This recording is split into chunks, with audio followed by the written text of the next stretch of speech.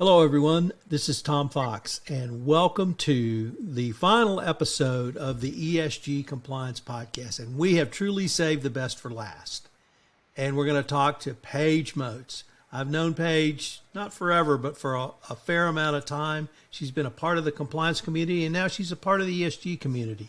So, Paige, with that incredibly long-winded introduction, first of all, welcome, and thank you so much for taking the time to visit with me today.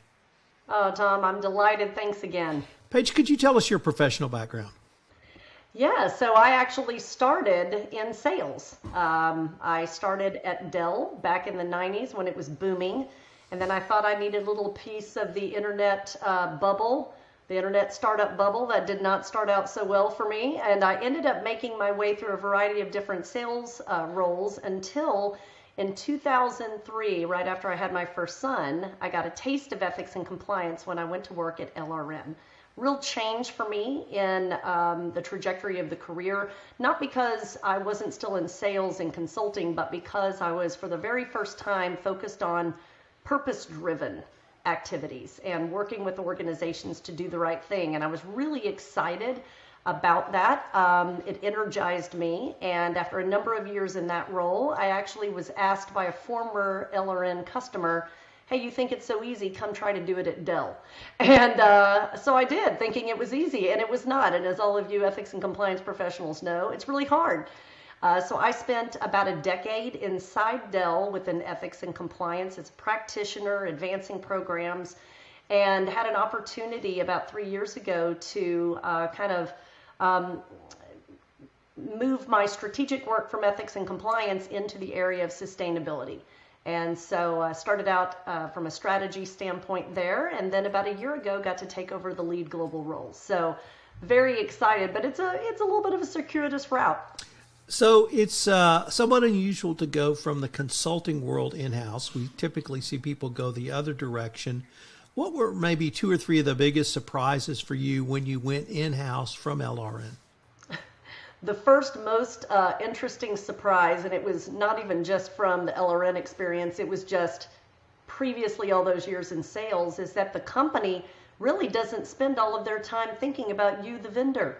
You are one small aspect of their total thinking on a daily basis. And as much as I thought they had to talk to me all the time and it was super duper duper important, as a practitioner, you're juggling 1,000 different things on a daily basis, and it's when and if that supplier or vendor relationship or insights are needed is when you get pulled in. And that was a real sea change when I had never had a career doing in-house work before. So that was the most interesting. And then it was also the speed within the companies, how fast things changed in some cases. And I know not every company is that way, but Dell was very dynamic, a lot of speed, a lot of change. And, it was a different kind of perspective for me to try to work in such a very large global company and having to make decisions and move at a very quick pace. Could you talk about some of the roles you had in Dell before you took your current role? Yeah, so I really, before I came into the sustainability organization, I spent, like I said, a decade from 2009 to 2019 in ethics and compliance. That's in the legal department at Dell, and held a lot of different, I would say, scopes within that ethics and compliance space. Started out really helping them revamp their education program, their compliance training and ethics training. Then migrated to expanding scope over purview of the code of conduct and developing the next levels of the code. Expanded into management of the ethics hotline and all of the inquiries and allegations that come through, all the reporting and analytics that go to the board and other key stakeholders. So it just kept growing and growing from there. And I would say, towards the end, a big part of the role that I held was really thinking about the next level of digital transformation in the ethics and compliance space, and really using technology to help us be smarter, be more nimble. And that's work that even to this day, the Ethics and Compliance Organization in Dell is really taking to the next level. So kind of similar type of roles, but just expanding purview year over year. You mentioned when you initially went to LRN, you bumped into the concept of doing business with purpose. Did you see that when you went to Dell, and how did that really play out in the compliance function you were in? It was such a light bulb moment for me when I went to work at LRN, and I know that they are not the only company that's this way. But for me to be able to use my skills and talents to help advance goodness in the world, whatever that version of goodness is, was incredibly important to me. Especially at the time frame I went to go work there, where there were a variety of very large corporate entities in America and beyond that were not doing the right thing and were crashing and burning left and right. I made a decision right then and there that I would never again hold a job that was not directly connected, and not just, in an aspirational way, like an actual job that was directly connected to, in some form or fashion, doing good in the world. It had to have a social impact-oriented feel to it, and an actual job that advanced and progressed in that area.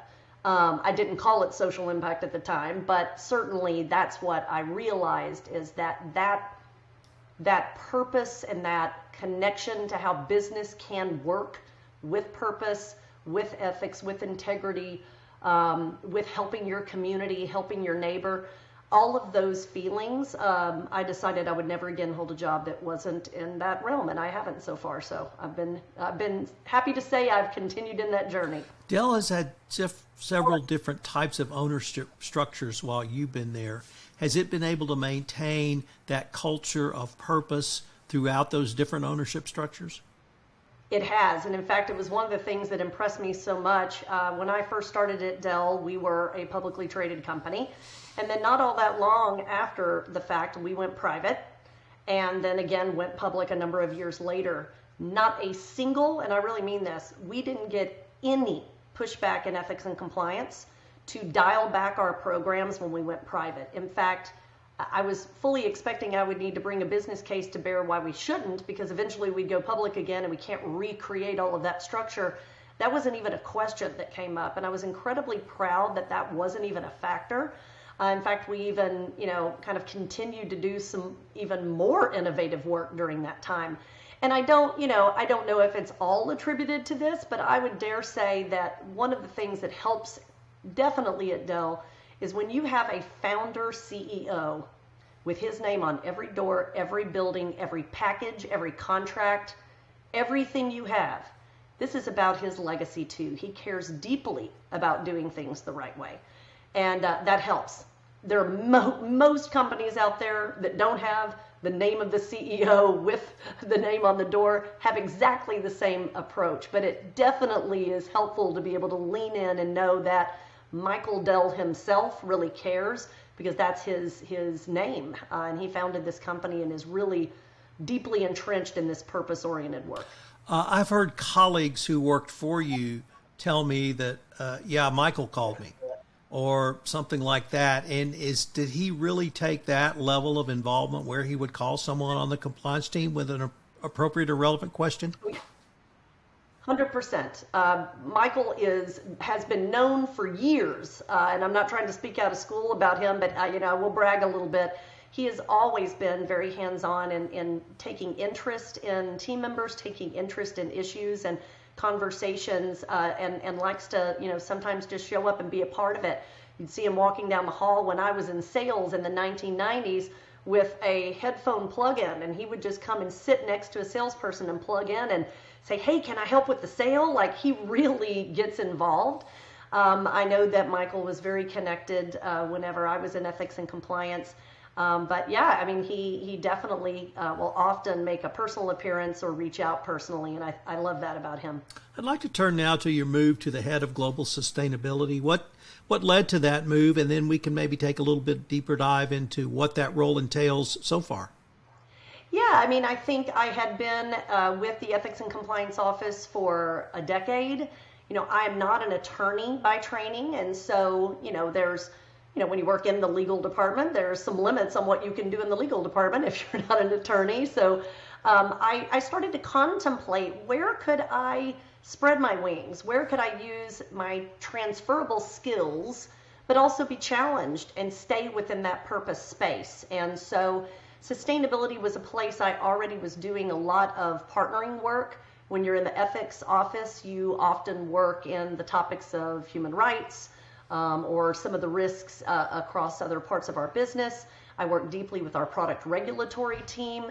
So there were places in the spaces of sustainability where I already had a hand. And I just really reached out to the gentleman, David Lear, that used to have my role and said, hey, I'd love to start cultivating a deeper relationship around, where I'd like to go. And I started deepening those connections. And when the time came for the organization to build out a strategy role, it worked out for me. So that's really how I came over there. And it really, a lot of people assume that just because you're in one aspect of the organization and you're deeply entrenched there, that you don't A, have transferable skills, or B, there's not sister functions that very much are aligned to the work you already do, but they can add a new level of challenge. And that's really what the sustainability role and the sustainability opportunity gave to me. So what is the role of sustainability at Dell?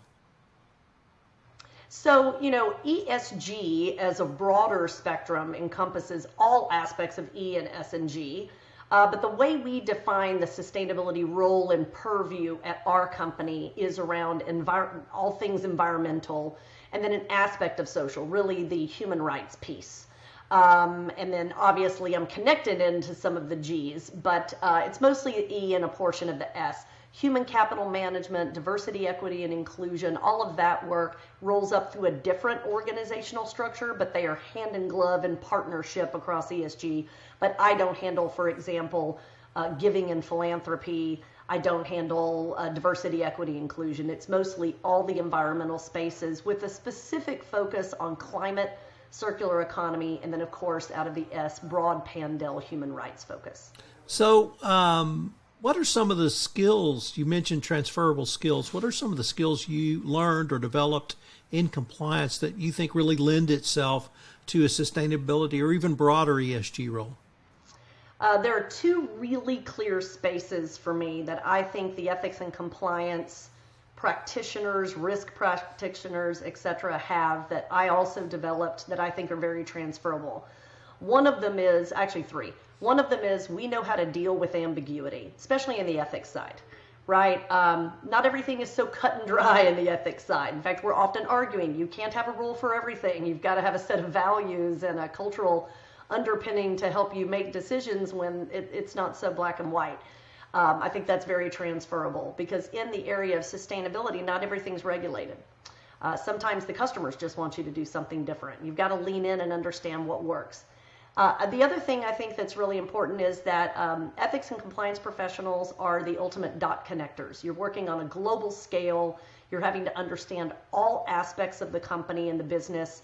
You have to understand the balance between what the business needs for business acceleration and growth, and then those factors like regulation that are going to have to be factored in as you think about processes. And then you also have to be able to what I call exert authority without having formal authority, right? You have to be able to influence without formal authority, bring people along at a vision, sometimes that feels uncomfortable to them, and really help them figure out how to do that. And I would say sustainability is very much the same. Some of, my organization really shapes the strategy around climate change work, the strategy around circular economy acceleration. But my team doesn't make the products for Dell, so I don't literally go and negotiate with suppliers for recycled material. Someone has to do that, and I've got to influence them, and my team has to influence them to do that. So that's, I think, an amazing transferable skill that ethics and compliance professionals practice every day. Paige, when I talk to many compliance professionals, they are very reluctant to move into ESG because of the E. They say things like, I'm not an environmental lawyer, I have no environmental experience, I really don't know the first thing about environmental. How do you answer that? You learn. I couldn't spell Scope 3 Category 11 3 years ago. And in no way am I trying to say, by the way, that anybody can just come in and do this and you don't need experts and you don't need SMEs. You absolutely need some experts and SMEs. There's a gentleman on my team that has the biggest science brain on the planet relative to climate. I depend on him. But I don't think everybody in the space has to have it. And what we're finding, Dell, and I know a lot of our peers out there are experiencing the same, you need multiple different kinds of disciplines to advance in this space. So what I bring to the table is understanding of Dell's business. I understand how to put together strategic plans. I can influence even leaders with business plans as to why this is a direction we need to go and what it means for the value to the company.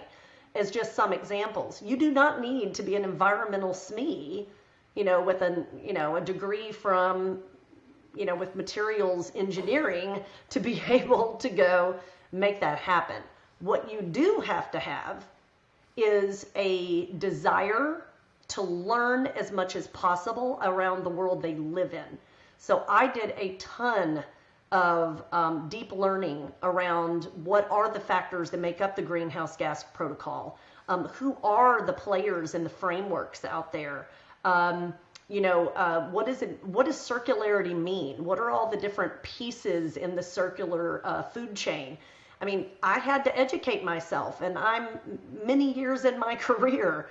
There's a lot of great information out there, but I also really worked with our colleagues to better understand. One thing I think that does is that given my sales and ethics and compliance background, I could take sometimes these complex topics and explain them in a more simple way, where sometimes a deep SME is going to explain them from the lens of their SME-ness, right? And so I think there are a lot of opportunities where someone who doesn't have that deep expertise, if they're willing to lean in and learn as much as makes sense, they are able to be an advocate and a business partner in a way that sometimes a SME can't. Yeah, I think you need all of us doing that work. So you mentioned Scope 3, and the Securities and Exchange Commission have proposed rules for climate change risk reporting, including Scope 1, Scope 2, Scope 3. It sounds like you guys have been planning this for a long time. And so what I wanted to ask is, how do you think through what the government may require vis-a-vis what you may decide to disclose beyond that? Yeah, so I'm lucky that it did not take the SEC proposal for us to jump into action and think about Scope 3. Dell has been disclosing a variety of Scope 3 categories for a number of years. I mean, our very first environmental external-facing report was in 2002. And we have already, back in 2019, we launched our next generation of goals. And we already had, since 2014 or maybe earlier, a Scope 3 use of sold product goal, which is one of the most complex ones for Dell because that makes up over 65% of Dell's carbon footprint is the use of the products that we sell. So we were already playing in the highly complex Scope 3 space for a very long time and disclosing that through CDP. For us, it is really more about refining those numbers, getting deeper into, for example, the supply chain. Right now, a large percentage of Dell's Scope 3 supply chain Category 1 numbers are really made up by our direct material suppliers. So we were already having lots of conversations with them, and we already had a supply chain goal. But we're not going to stop there, right? So where we really are going to be heading is deepening and broadening the level of data that we can get across the entire supply chain, which is highly complex. It's not just complex to Dell.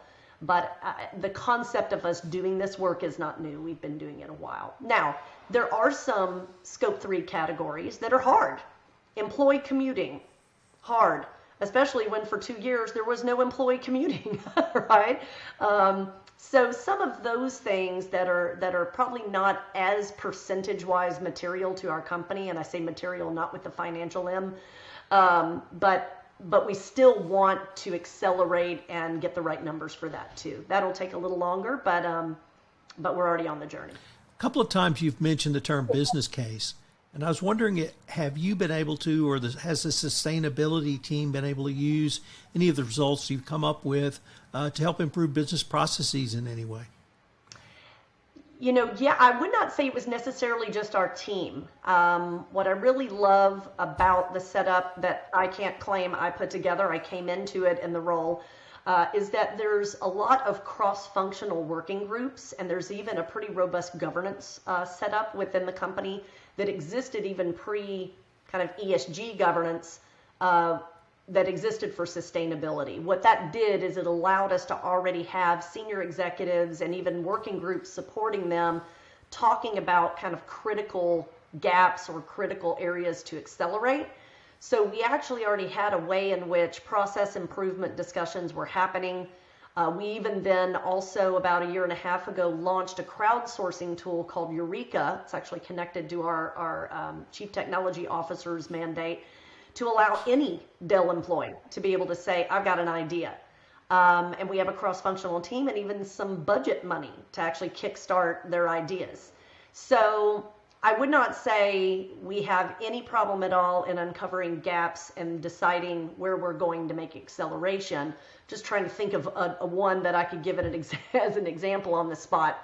But I definitely can tell you that that is happening in a pretty robust way. I would say there's so many ideas, sometimes we have to really table which ideas are coming through because we have such an activated global and all in on this topic employee base. But yeah, that is definitely an important part of this. Let me pick up on something you said and see if I can draw a line from a regulatory requirement to compliance to sustainability and ESG, and that is the Eureka tool that you mentioned.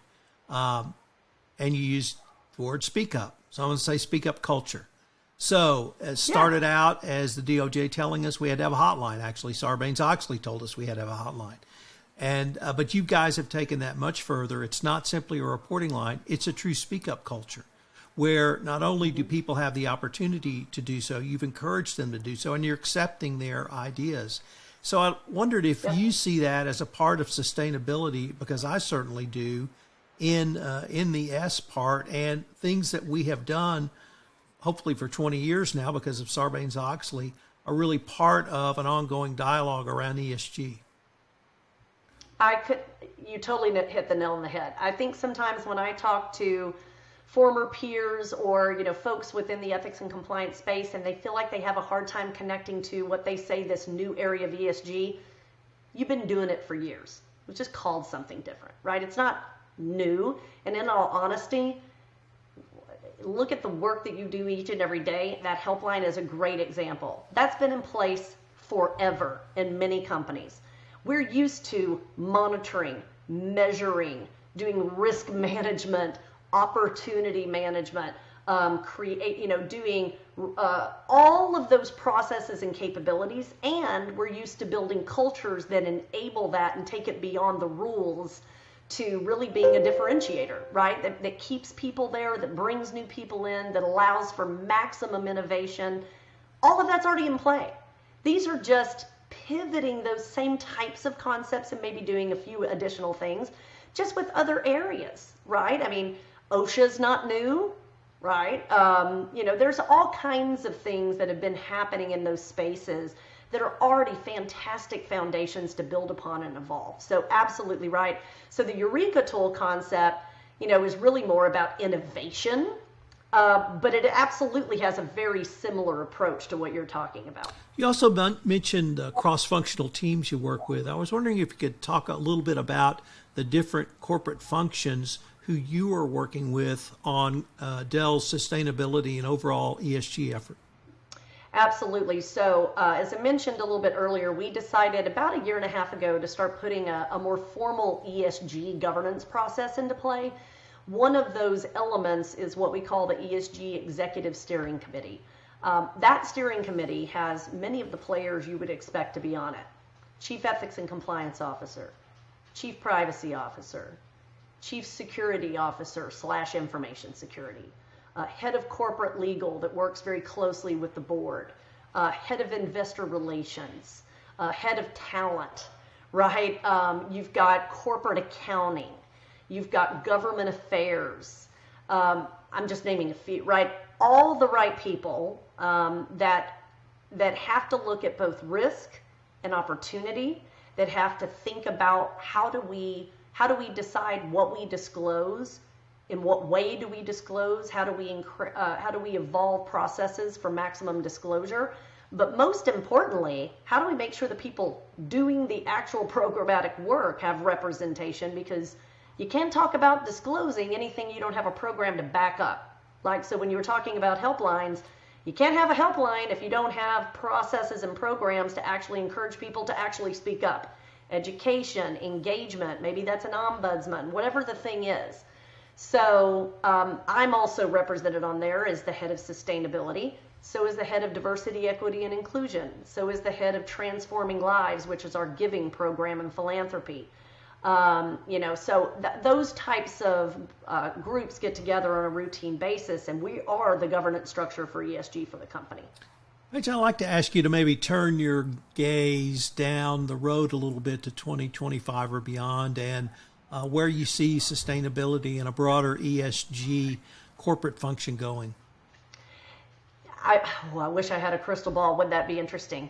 I think speaking from just sustainability, where I see companies going to, and I know that it's where I want to see Dell go, and we're already starting, is it's not just about your company, right? I mean, the concept of ESG is this kind of broader ecosystem engagement.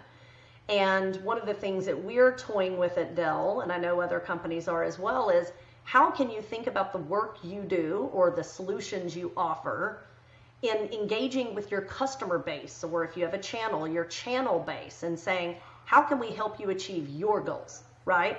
Not just them saying, hey, Dell, what are you doing? We could say, we'll tell you everything we're doing, but we want to tell you what we're doing to help you also. So how can technology be used to create systems level change? How can we decarbonize our technology so when you buy it, it's actually lowering your emissions, your carbon footprint too. So I do see that right now a lot of the ESG and sustainability work is around structures and programs to meet regulatory or requests for those organizations to get things right. But I think the next big wave is how we're going to collaborate together to innovate, to help each other accelerate. It'll be, I don't think the disclosure piece is going to go away, but it'll be more around, I hope, disclosure and engagement to identify opportunities to accelerate, not just whether or not you're going to invest or not invest in that organization. So that's my hope and prayer. But I do see that as kind of a trend that we're starting to see right now. Paige, unfortunately, we're near the end of our time for this episode, but I was wondering if our listeners wanted any more information on any of the topics we've touched on, or perhaps the information publicly available from Dell. What would be the best place for them to go?